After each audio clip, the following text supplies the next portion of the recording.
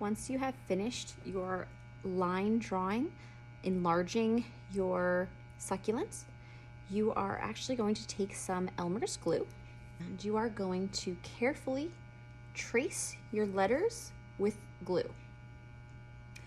Be careful to try to have a nice even amount.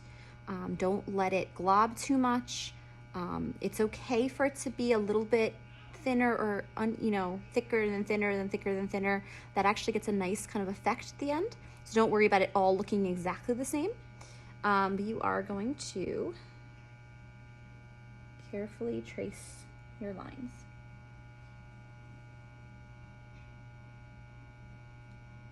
Notice how at the end there I had to be careful how I lifted my glue.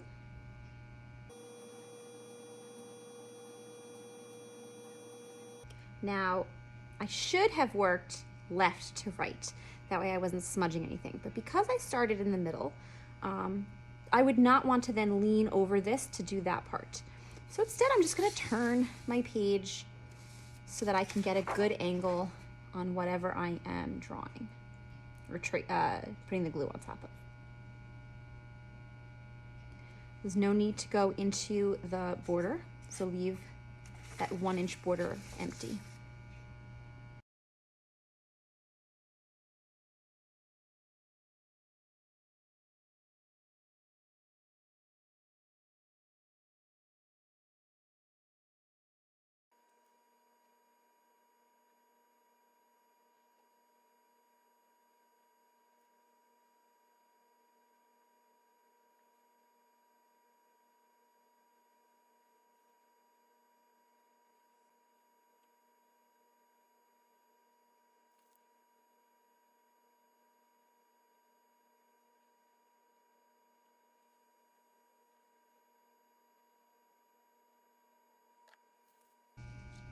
Okay, so once you are done, you have to be really careful not to pick it up and have this at an angle or all the glue will drip.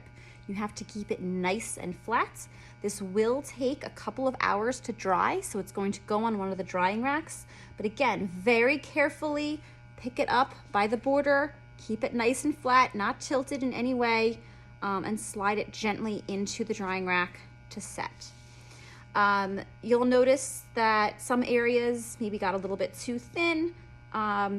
It's kind of nice to have some variety, thicker and thinner, but you can go back if there was a spot that looks too thin and just fill it in gently. I will say by the end of that, my hand was starting to hurt, so you can take frequent pauses if you need to. The glue will dry mostly translucent, so not completely see-through, but mostly see-through. You'll mostly just see the black, and it's going to provide a nice edge for us when we're putting our pastels down.